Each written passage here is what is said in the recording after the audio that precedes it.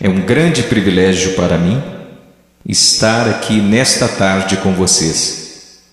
Antes de começarmos a falar qualquer coisa, eu gostaria de ir ao Senhor em oração. E eu vou pedir que você ore. Tem tanta coisa acontecendo aqui, nesta tarde, tanta coisa que você não entende. Mas eu lhes direi de onde eu estou vindo. Eu pregarei como moribundo, para homens moribundos, e mulheres e jovens. E eu vou pregar como se eu nunca mais fosse pregar novamente. E eu lhes direi coisas que vocês irão entender errado. E eu lhes direi coisas que eles deixarão tão nervosos comigo. E eu lhes direi coisas que vocês negarão. E eu lhes direi coisas e vocês dirão que eu não tenho o direito de lhes dizer o que estou dizendo. Mas antes de você chegar a qualquer conclusão sobre o que está sendo dito aqui nesta tarde, faça a si mesmo uma pergunta. Veja, pregar é uma coisa muito perigosa. É perigoso para mim, pois a Bíblia diz que sobre falsos mestres virá grande condenação. Se o que eu lhes disser hoje não for verdade, eu estou encrencado e por isso tenho que fazê-lo com temor e tremor, porque eu estarei condenado diante de Deus. Mas se o que eu disser para vocês hoje for verdade, então são vocês que têm motivo para temer e tremer. Porque se eu interpretar corretamente esta passagem das Escrituras que eu lhes darei, será como se Deus estivesse falando através de um homem. E seu problema não será comigo, será com Deus e sua palavra. Então a única questão a ser decidida aqui, nesta tarde, é esta: é este homem à nossa frente um falso profeta? Ou será que ele está nos falando a verdade? E se ele estiver nos falando a verdade, então nada mais importa, exceto conformar nossas vidas a esta verdade. Vamos ao Senhor em oração.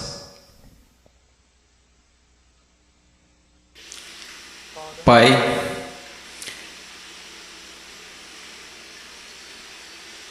Pai, o Senhor tão pequeno,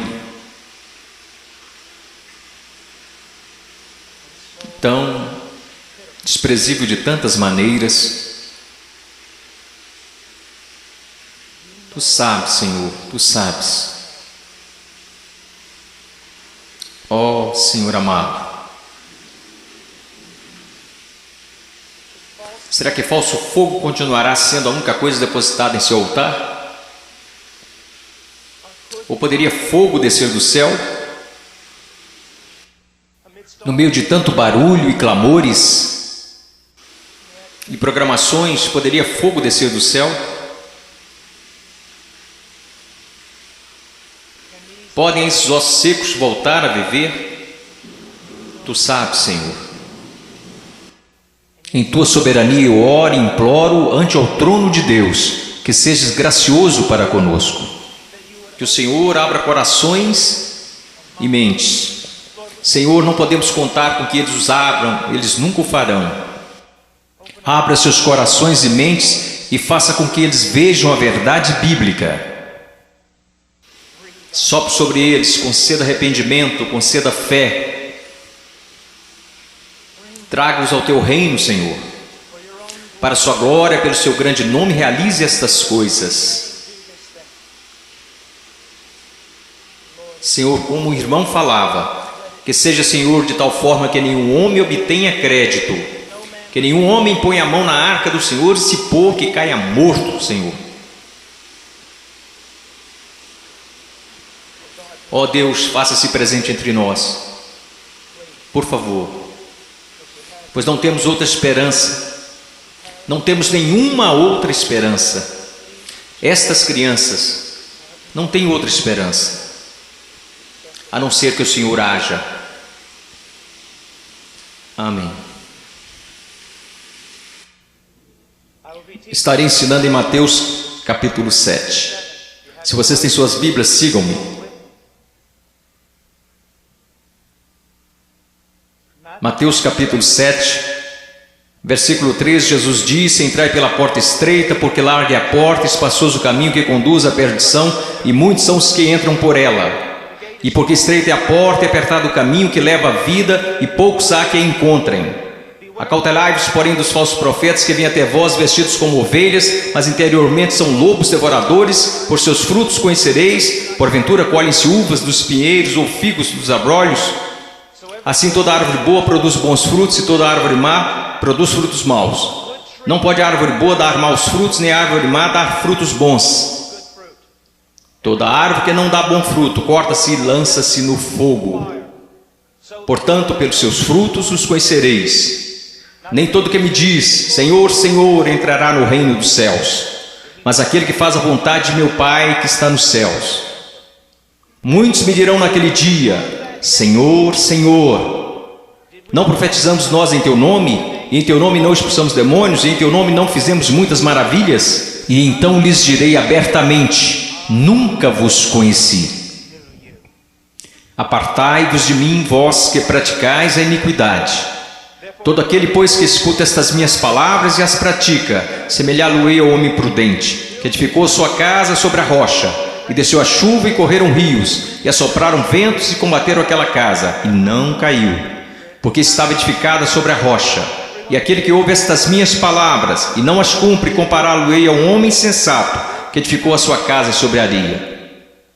Desceu a chuva, correram rios e assopraram ventos, e combateram aquela casa, e caiu, e foi grande a sua queda. Eu estou aqui hoje. Eu não estou preocupado no meu coração com a sua autoestima. Eu não estou preocupado no meu coração se você se sente bem consigo mesmo, se a vida está do jeito que você queria, ou se a sua conta bancária está no verde. Só tem uma coisa que me tirou o sono. Só tem uma coisa que me preocupou durante a manhã toda, e é isto: em 100 anos, a maioria das pessoas neste prédio possivelmente estarão no inferno.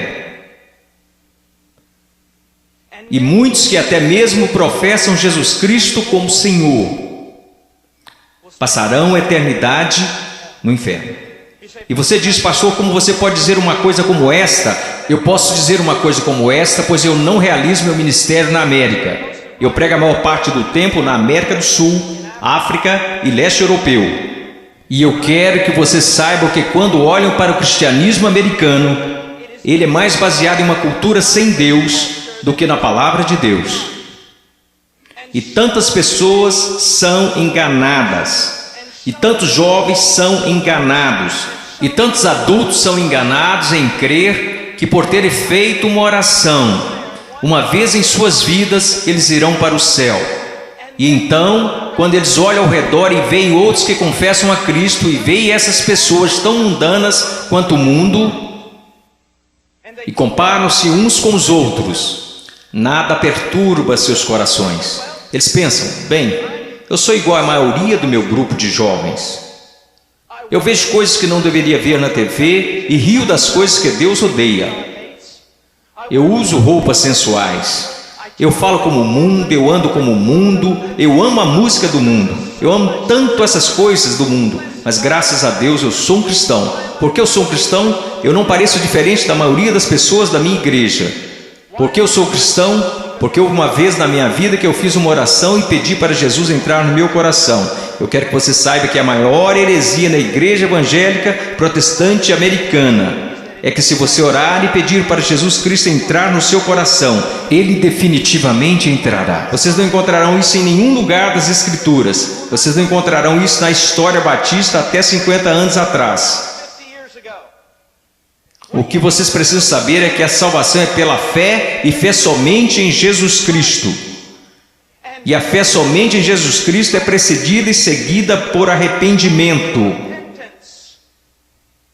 um abandono do pecado, um ódio pelas coisas que Deus odeia, e um amor pelas coisas que Deus ama, um crescimento em santidade e um desejo, não de ser como a Britney Spears, não de ser como o mundo, e não de ser como a maioria dos cristãos americanos, mas de ser como Jesus Cristo.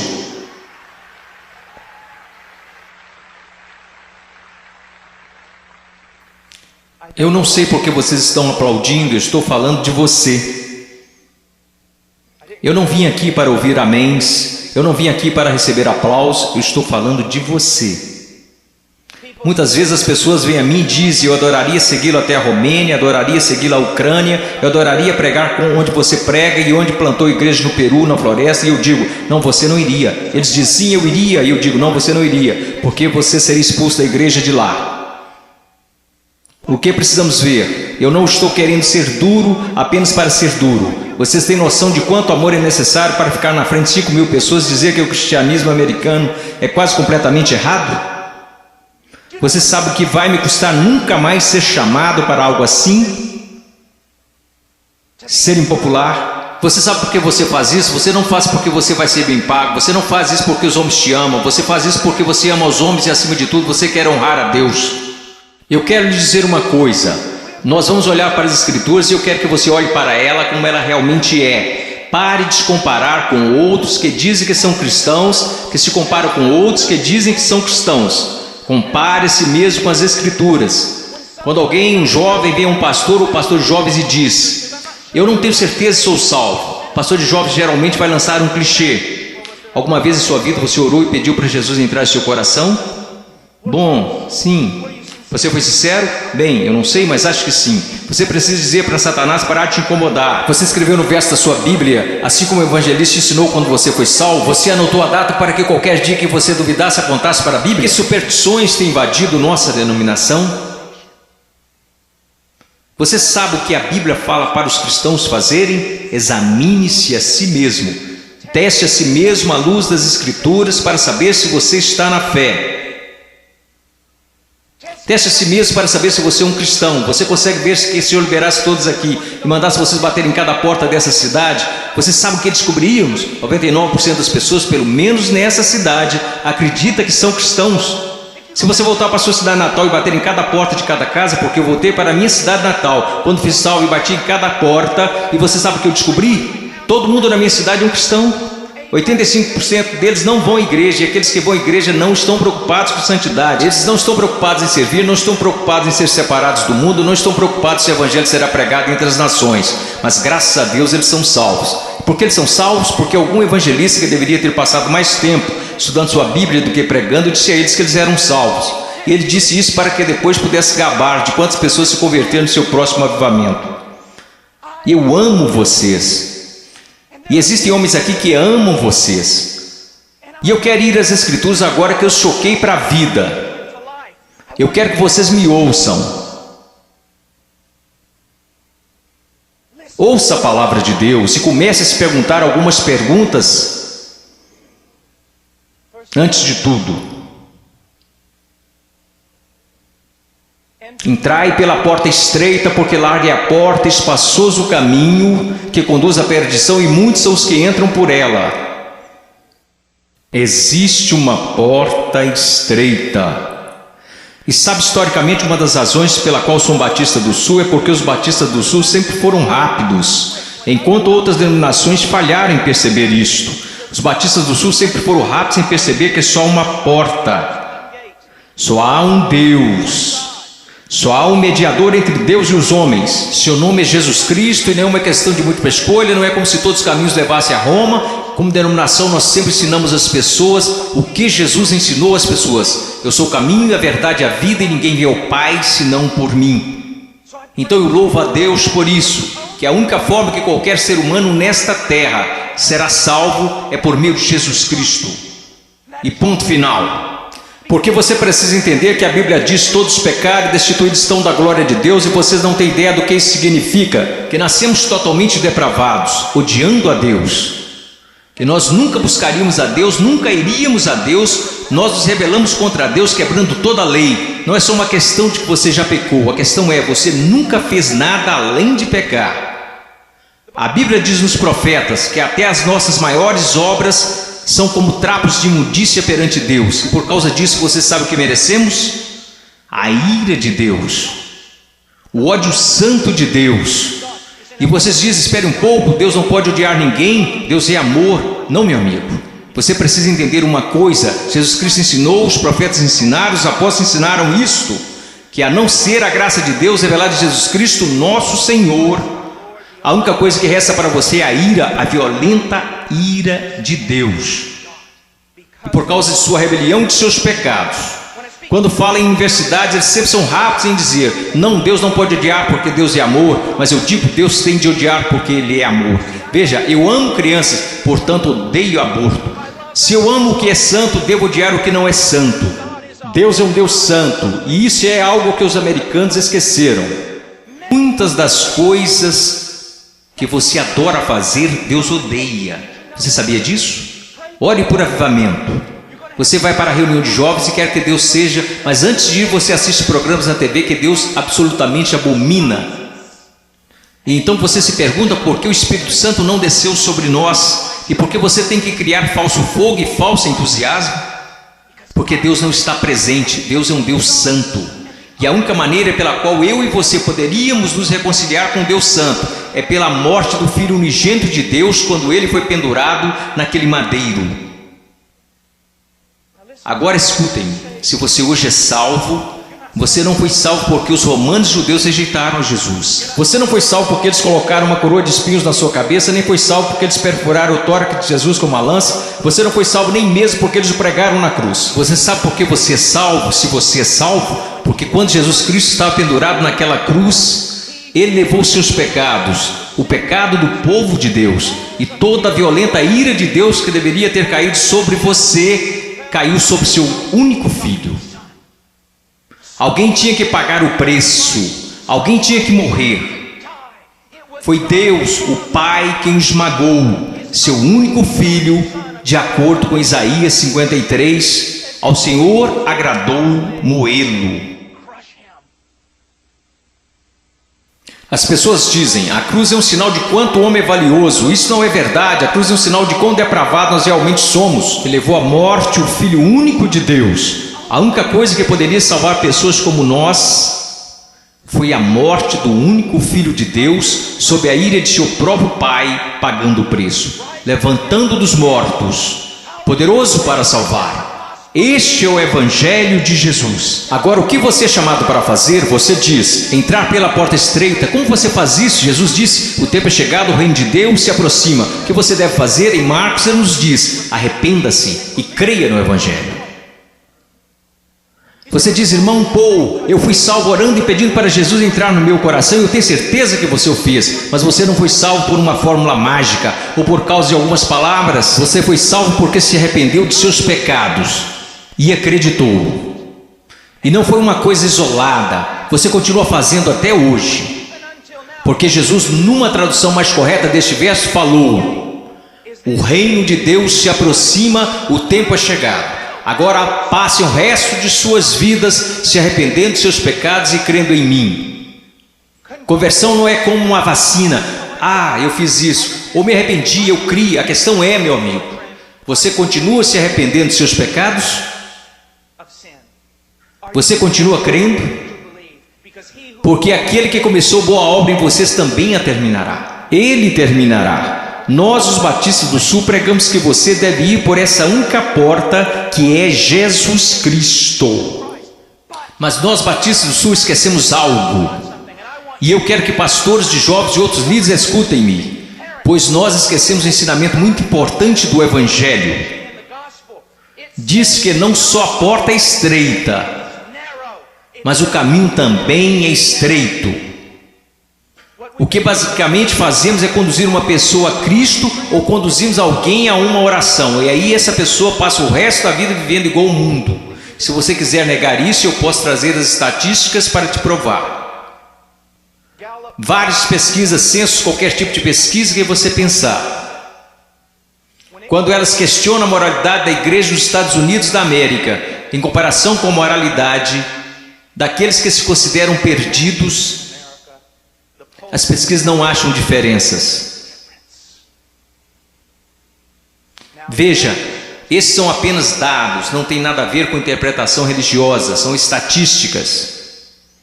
Livros e mais livros têm sido escritos incessantemente por teólogos, filósofos, sociólogos e afins.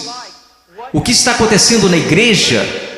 Descobrimos que o aborto na igreja é tão prevalente quanto no mundo. o divórcio é tão prevalente, a imoralidade. Você sabe, assim como eu, que há jovens aqui neste momento que estão praticando imoralidade e ainda assim adorando a Deus como se nada estivesse acontecendo. Você sabe que há jovens aqui que estão usando drogas e indo para a reunião de jovens da igreja. Você sabe, vendo e fazendo coisas que não são apropriadas para cristãos, e ainda assim eles vão para a reunião de jovens, convencidos que estão satisfeitos, convencidos que estão salvos, e ninguém está falando nada a não ser isto.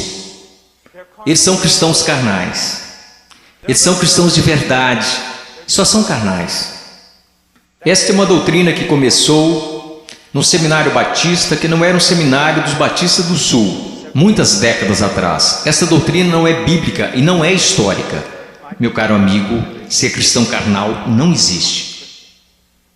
Você diz, espere um pouco, irmão, um pouco. 1 Coríntios capítulo 3, não sois porventura carnais? Paulo disse isso? Não, isso foi o que Paulo disse.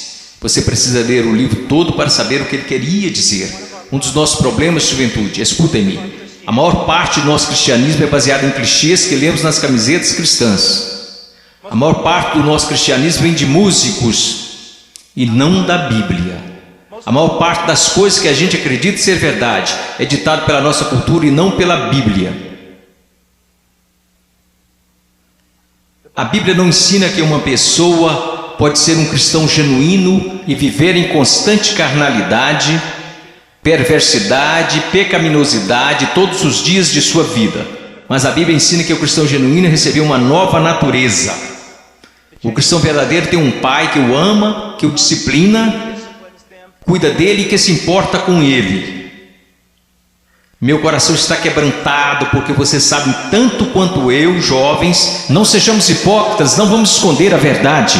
Há muita gente assim, você os conhece, você pode ser um deles, ou ao menos sabe que tem um no seu grupo de jovens. Eles vão às reuniões, eles fazem todas as coisas, mas em seus corações eles são tão depravados quanto se pode ser. Não há diferença, não há luz. Tudo que o mundo faz, eles também fazem, está tudo bem assim.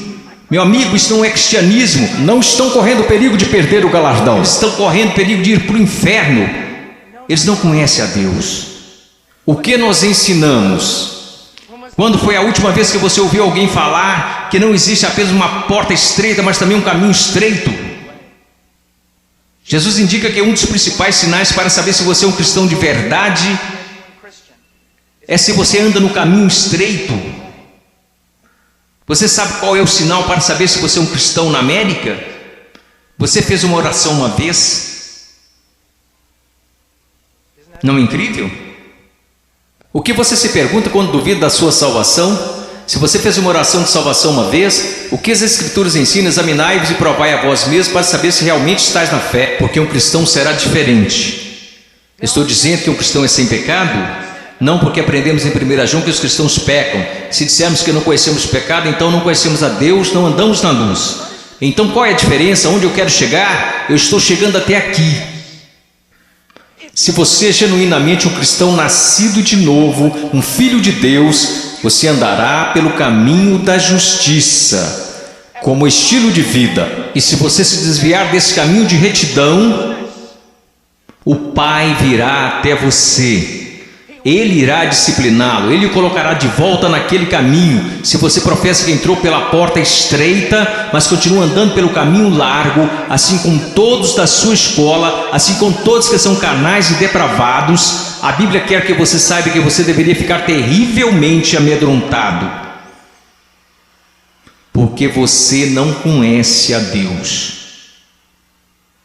Eu temo homens que passam a maior parte de suas vidas dizendo às outras pessoas que elas são salvas. Eu tenho medo de você se você já fez isso. Você não diz às pessoas que elas são salvas, você as diz como serem salvas. Deus as diz se elas são salvas.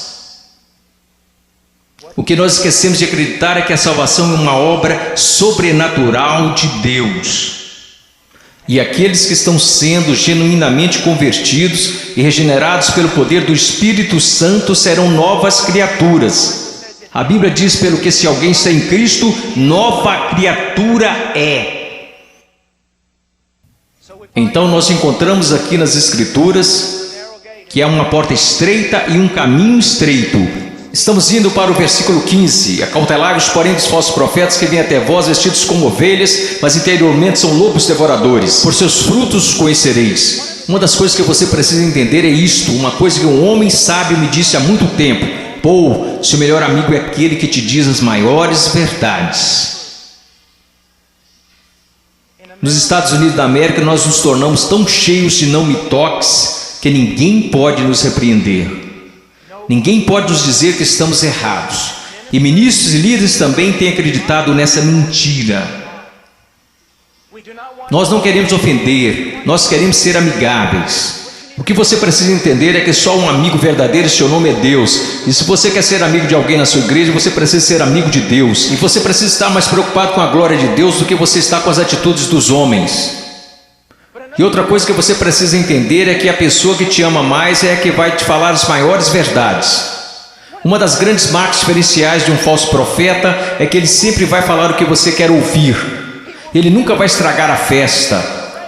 Ele vai fazer você continuar batendo palmas, pulando, vai fazer você ficar atordoado, ele vai te manter entretido, e ele te apresentará um cristianismo que fará a sua igreja parecer um parque de versões de Jesus.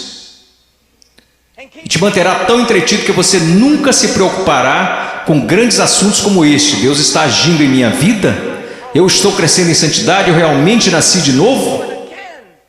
Escutem-me, se todos nessa cidade acreditam que são salvos, nós sabemos que isso não é verdade pelas Escrituras, porque a Bíblia diz que poucos vão entrar. Como você sabe que você é salvo? Como você realmente sabe que é salvo?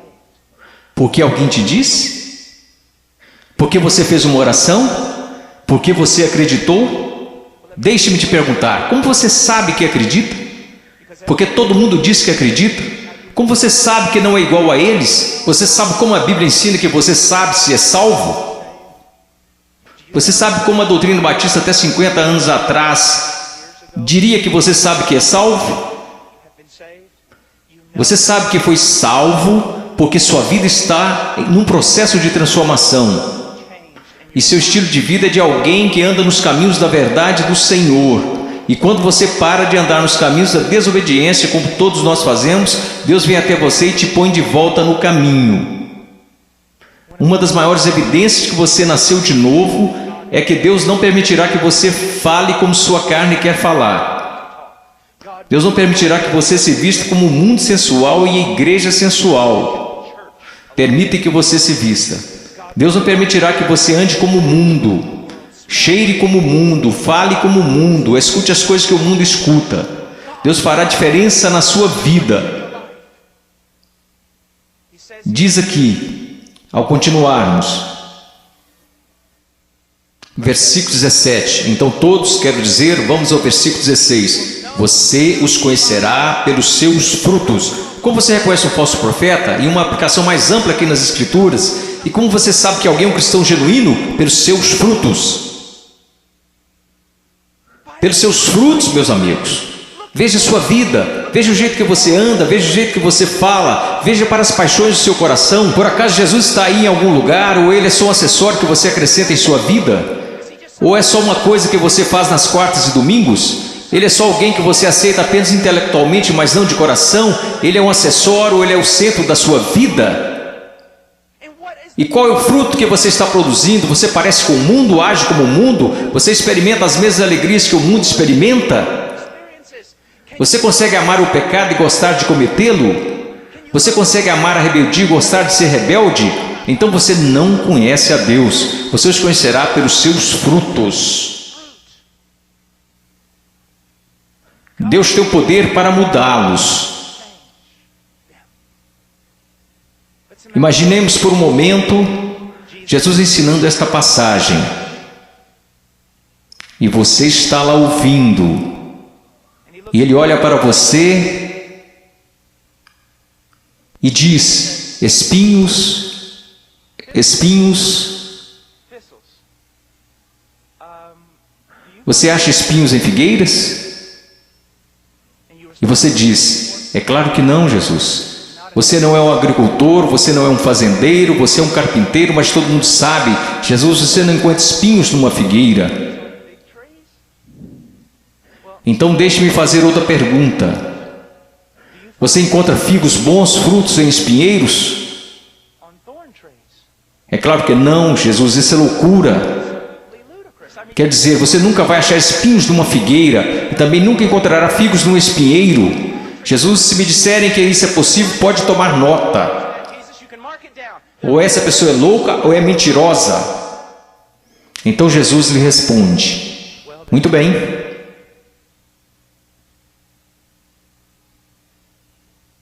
Aqueles que se dizem meus discípulos, mas dão maus frutos, não seria o mesmo que dizer que ou eles estão mentindo, ou que estão loucos em fazer tal afirmação? Deixe-me levar essa ideia mais à frente. Vamos imaginar que eu apareça atrasado e entro correndo aqui na plataforma e todos os outros líderes estão zangados comigo e dizem: irmão Paul, você não considerou que lhe foi dada a oportunidade de falar aqui e você aparece atrasado? E eu digo: irmãos, vocês têm de me perdoar porque eu estava a caminho na rodovia e meu pneu furou. E eu estava trocando o pneu e enquanto isso a porca da roda saiu. E eu não estava prestando atenção, então eu corri para pegar a porca da roda. Assim que eu a peguei no meio da rodovia, eu levantei, tinha um caminhão de carga de 30 toneladas vindo a uns 200 km por hora, uns 10 metros à minha frente. E aí ele me atropelou e é por isso que eu estou atrasado. Só existiriam duas explicações lógicas. Eu sei, ninguém mais estuda lógica. Mas só existiriam duas conclusões lógicas. Eu sou um mentiroso.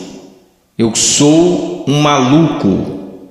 Você diria: irmão Paul, é absolutamente absurdo, é impossível ter um encontro com algo tão grande como um caminhão de carga e não mudar de estado. E minha questão para você é a seguinte: o que é maior, um caminhão de carga ou Deus? Como é que tantas pessoas hoje professam ter tido um encontro com Jesus Cristo e ainda assim não são permanentemente transformados? Deixe-me dar-lhes algumas coisas para pensar. Você sabe que eu estou lhes dizendo a verdade. Quantas vezes você vai e rededica sua vida de novo e de novo e de novo? Quantas vezes os grupos de jovens veem a coisas como esta e ficam empolgadíssimos e voltam para a igreja e dura cerca de uma semana e meia. E mesmo assim dizem: ó, foi um grande mover de Deus. Não foi não. Se não durou é porque não foi um mover de Deus, foi emoção.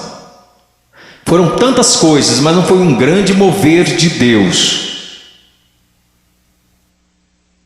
Deus trabalhou em sua vida. Deus está trabalhando em sua vida. Você os conhecerá pelos seus frutos. Você os conhecerá pelos seus frutos. Prosseguindo. Versículo 19. Toda árvore que não dá bom fruto, corta-se e lança-se no fogo. Portanto, pelos seus frutos conhecereis. Escute isso, você precisa entender algo acerca da literatura hebraica. Quando queremos enfatizar algo, sabe o que fazemos? Aumentamos o tom de nossa voz. Se estamos escrevendo, colocamos em negrito ou em maiúsculo.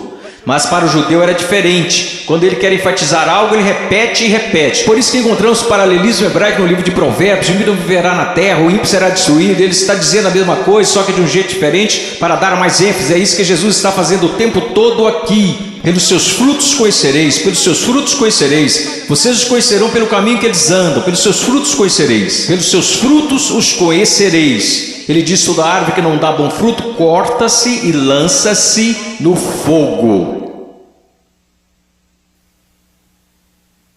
Sobre o que ele está falando, meu caro amigo? Ele está falando sobre o juízo do Deus Todo-Poderoso, que um dia cairá sobre o mundo, que um dia possivelmente poderá cair sobre você. Oh, meu caro amigo, eu não consigo olhar o seu coração. Eu sou tão facilmente enganado pelo meu próprio coração. Mas há um que não é enganado. Há um que não é enganado. Ele não é enganado por uma cultura cristã pós-moderna. Ele sabe. Pelos seus frutos os conhecereis. Então ele continua. E ele diz isto: Versículo 21, nem todo que me diz Senhor, Senhor entrará no reino dos céus, mas aquele que faz a vontade de meu Pai que está nos céus. Você sabe o que a sua profissão de fé em Jesus vale? Absolutamente nada. Sim, você leu esta passagem? Estude-a.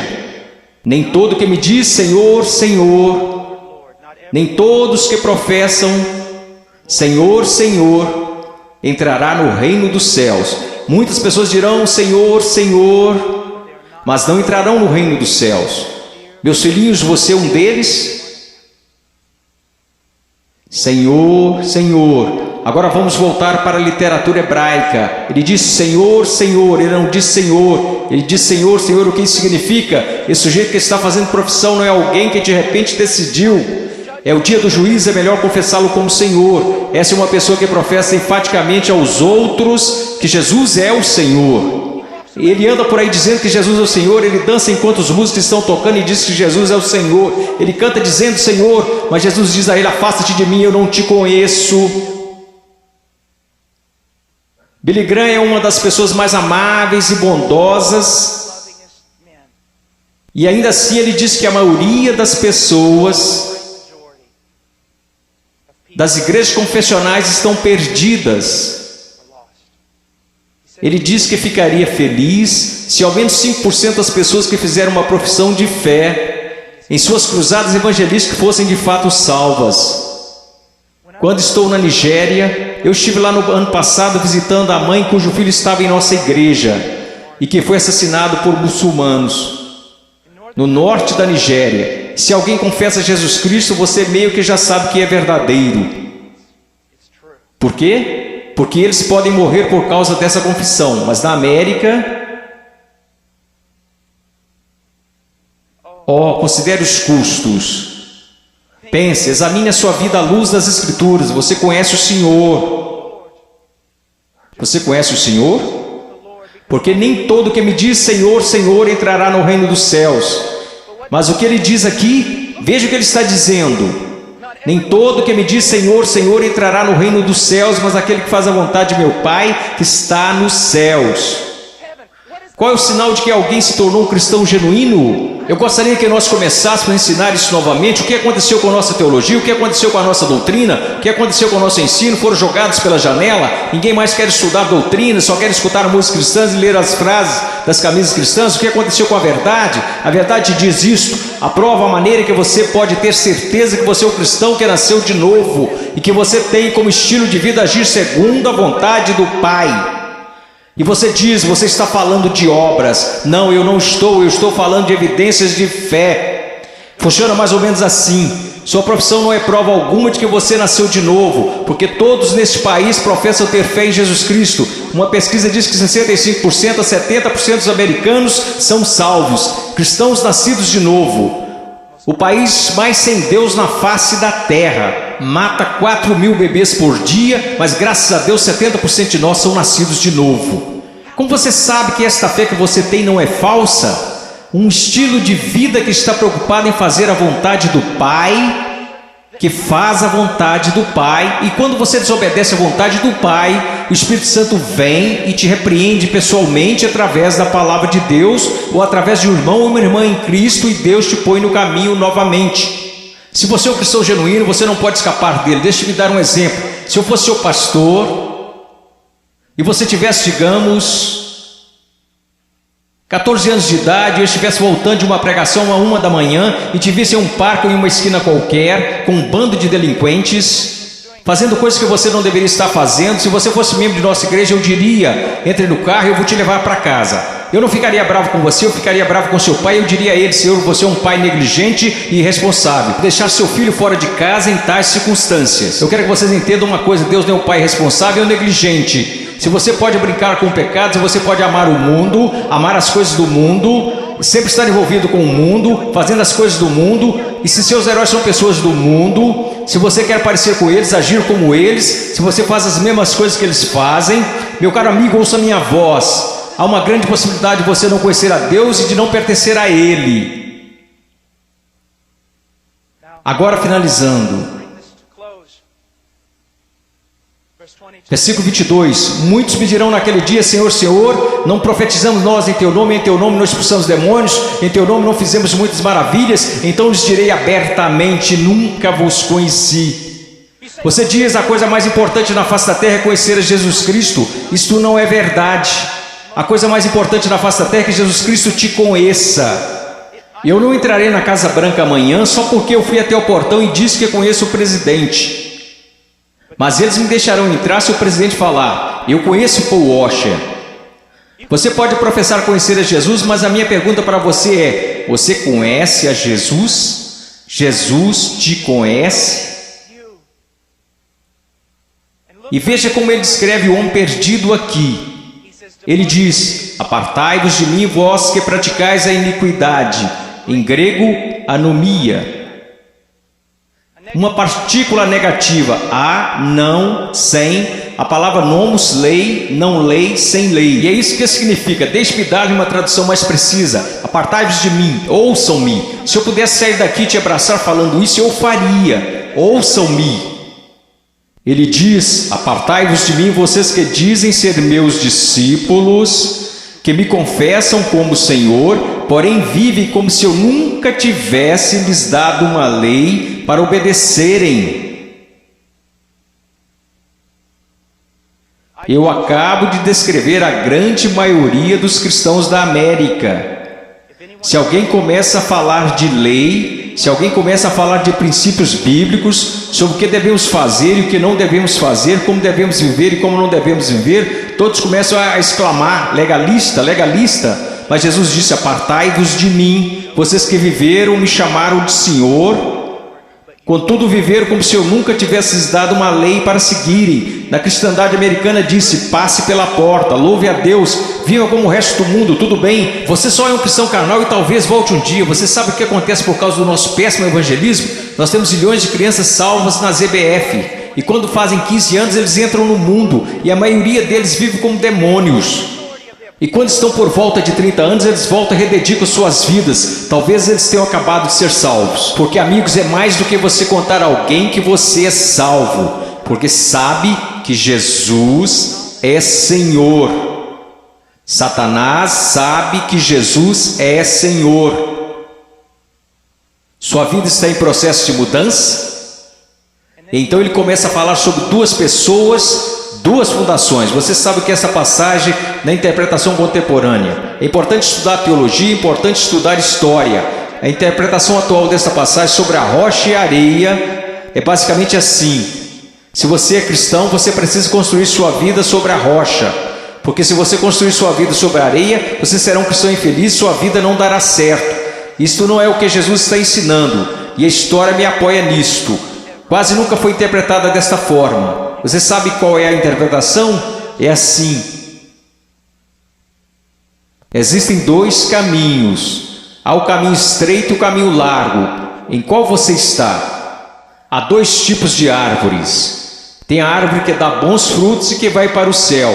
Tem a árvore má, e você sabe que é má porque dá maus frutos e vai para o inferno. Será cortada e lançada para o inferno.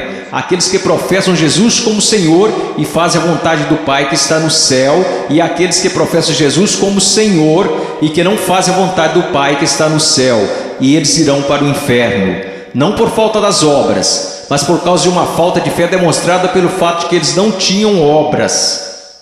E ele continua: não são dois cristãos construindo suas casas em duas fundações diferentes. Esses novamente são o homem salvo e o homem perdido.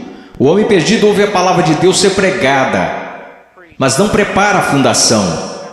Você não consegue ver na vida dele como a palavra de Deus está formando e construindo e sustentando sua vida. Sua vida não está. Quantas pessoas da Convenção dos Batistas do Sul, apesar dos nossos números, apesar de tudo que dizemos, se nós simplesmente comparássemos as pessoas a esta passagem e dissesse: você está construindo seu casamento de acordo com a palavra de Deus, você está educando seus filhos de acordo com a palavra de Deus, você está administrando suas finanças de acordo com a palavra de Deus, você tem vivido separando-se das coisas deste mundo de acordo com a palavra de Deus, quantos estariam aptos a responder positivamente? Não, nada disso. Eu professo Jesus, Ele é meu Salvador. Meu professor de escola dominical me falou: Eu sei, assim como Leonard Haverhill, um conhecido meu,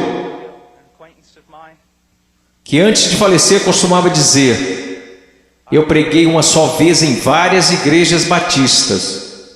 Eu prego em muitos lugares como esse somente uma vez. Eu poderia vir aqui hoje com um vocabulário que impressionaria vocês e pregar para vocês sobre coisas que fariam vocês saírem flutuando deste salão.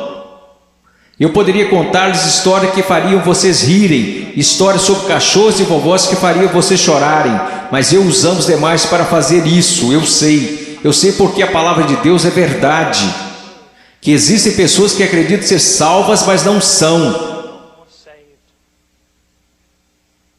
Não são. Eu sei que alguns de vocês que olham ao redor e pensam: bem, eu sou salvo, quer dizer, eu pareço com todo mundo do meu grupo de jovem. O que faz você pensar que o seu grupo é salvo? Bem, eu sou como meus pais, ou eu sou como os adultos da minha igreja, ou os diáconos ou pastores, de que isso importa? Você não será julgado por eles no dia da vinda de Cristo. Minha pergunta para você, querido, minha pergunta para você, meu filhinho, quero dizer, vocês poderiam ser meus filhos. E eu oro para que um dia, quando meu filho crescer, que haja um pregador que fique diante dele e diga: basta, vamos nos focar. O que a palavra de Deus diz? Como a sua vida se apresentará diante do fogo ardente, que é a santidade de Deus no dia final. Amada, preciosa menina, amado, precioso jovem, no dia final a sua confissão permanecerá verdadeira. Você é salvo. E eu não estou falando de bem, eu acho que sou salvo. Sabe, é o caminho que ao homem parece direito, mas o fim dele são os caminhos da morte. Bem, eu sinto do fundo do meu coração que sou salvo. Então deixe-me fazer outra pergunta. Você alguma vez já leu Que Enganoso é o Coração? Quem o conhecerá? Você não deveria ir ao testemunho das Escrituras? Bem, eu sei que sou salvo, pois minha mãe, meu pai, meu pastor, todos me disseram que sou salvo.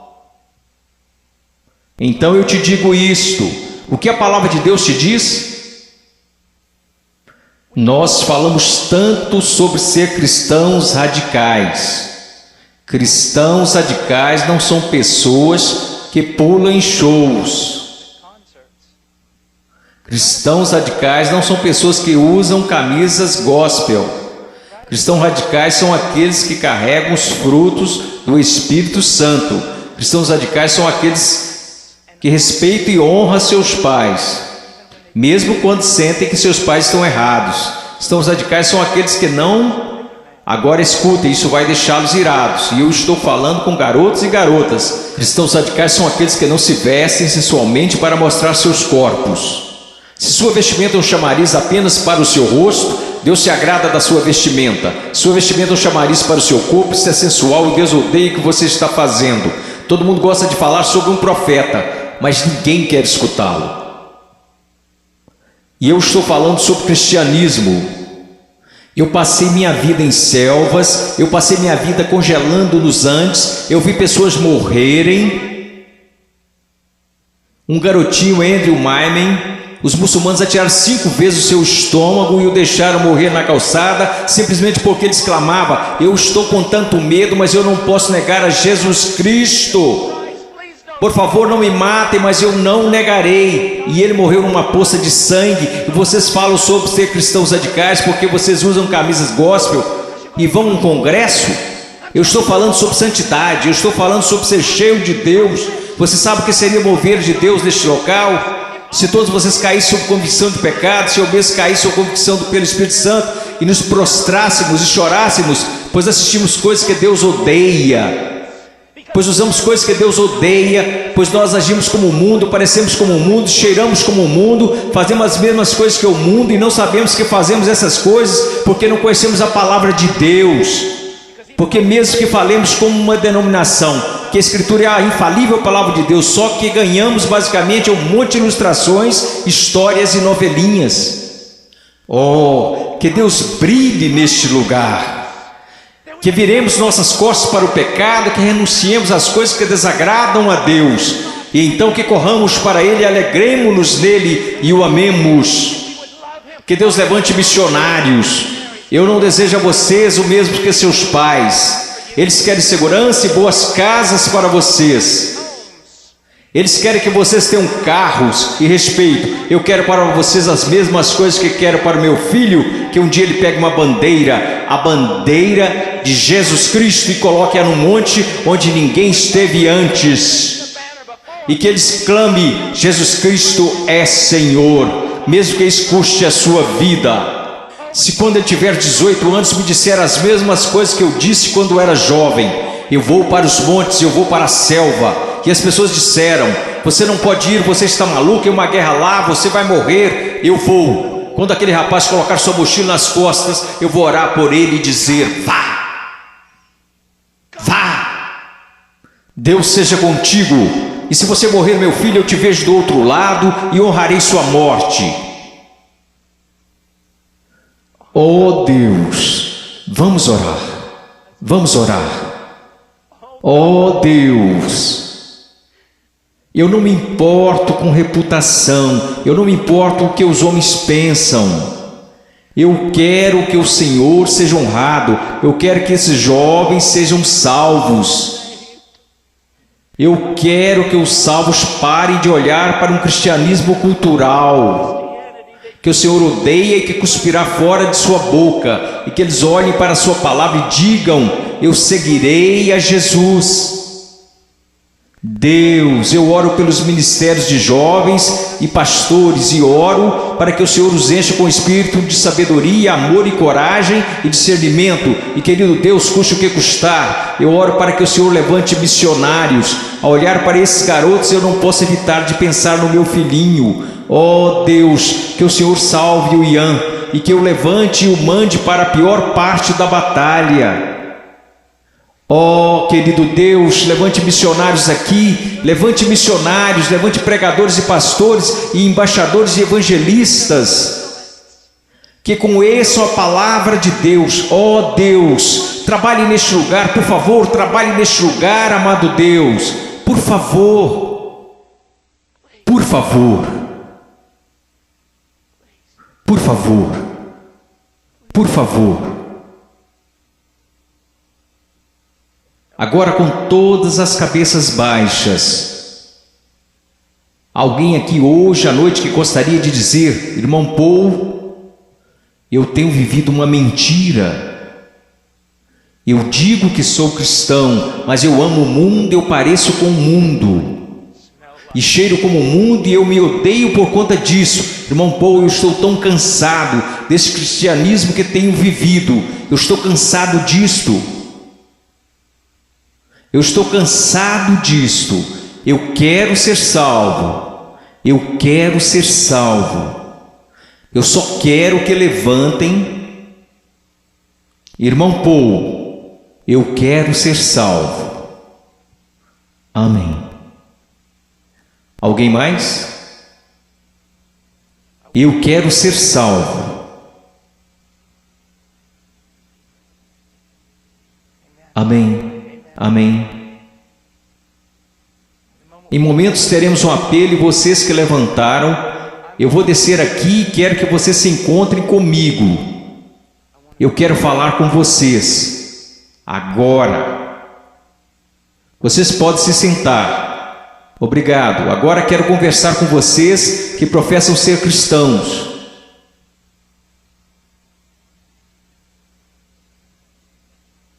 Sua vida honra a Jesus Cristo? Você está olhando em sua palavra para descobrir como deve viver? Eu oro de todo o coração. A única coisa que irá salvar a igreja na América, só há duas possibilidades. Uma é uma reforma total em nossas pregações e nosso estudo da palavra de Deus, e a outra é uma perseguição feroz e horripilante. Essa é a única coisa que irá salvar a igreja na América. Eu oro para que vocês retornem à palavra. Eu oro, ouçam-me jovens, vocês precisam dizer: ok, como eu devo proceder perante meus pais? Vá à palavra, descubra, obedeça. Como devo me vestir? Vá à palavra, descubra, obedeça. Como devo falar? O que devo escutar? Ponha cada pensamento, palavra e ato em sujeição a Jesus Cristo.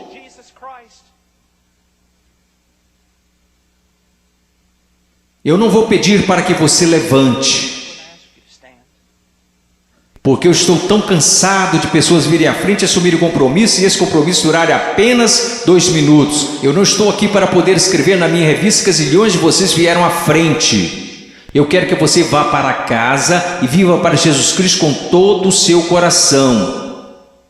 Mas se você precisa de aconselhamento, você dirá: irmão Paul, eu quero viver para Jesus Cristo, mas eu não sei como. Em minutos nós iremos fazer um convite e eu quero que você venha à frente, não para assumir um compromisso. Se quiser assumir algum compromisso, faça isso daí de onde está sentado. Se precisa contar a alguém, vá contar ao seu pastor, vá contar ao seu pastor de jovens. E quer saber, nós saberemos se esse compromisso irá durar. Quer saber como? Porque irá durar. Nós saberemos se foi de Deus. Deixe-me contar-lhes uma coisa. Se você tomou a decisão de seguir a Jesus Cristo, se você tomou a decisão para ser salvo nesses 2 últimos dias, eu quero dizer algo: se você foi genuíno, durará. Se daqui a algumas semanas você voltar direto ao mundo, viver como o mundo, agir como o mundo, quero que você saiba de uma coisa: você não entendeu nada aqui neste final de semana, você foi emotivo, apenas isto. Se você realmente ganhou algo do Senhor, eu quero que você saiba, isso durará. E ainda que você tente correr disto, você não vai conseguir. Você não vai conseguir. Oh, eu amo tanto a vocês, Eu peço que todos levantemos. Se você precisa de aconselhamento acerca de uma decisão que fez, mas que não está clara, eu quero que você venha à frente e eu vou descer aqui. Vocês que levantaram, houve muitos de vocês aí que disseram: eu preciso conhecer a Jesus Cristo. Eu quero que você venha até aqui agora mesmo, eu quero te conhecer. Eu quero voltar aqui com você e os outros conselheiros. Quero conversar com você e eu quero te dizer uma coisa, não em 5 minutos, não em 10 minutos. Se você precisar conversar a noite toda, nós ficaremos. Essa é a atitude de cada conselheiro neste lugar. Nós ficaremos a noite inteira se necessário, a noite toda. Deus te ama, Deus te ama. Deixe-me orar por você. Querido Deus, por favor, Senhor, ouve aqui. Senhor, tanta movimentação. Ontem à noite, Senhor, eu não sei o quanto de tudo isso foi real. E eu sei que vi pessoas chorando na noite passada. Eu vi pessoas tentando assumir compromissos e eu acredito que uma parte do que aconteceu aqui a noite passada foi por sua causa. Hoje de manhã eu vi um jovem pregar, Pai, dar seu testemunho, e eu vi um trabalho genuíno do Espírito Santo. Eu não sei quantas dessas decisões foram verdadeiras, mas aconteceram algumas coisas reais aqui. Agora eu oro, Pai. Eu não sei o quanto será real, somente o tempo e a eternidade nos mostrarão. Mas, ó Deus querido, por favor, trabalhe em nome de Jesus. Amém.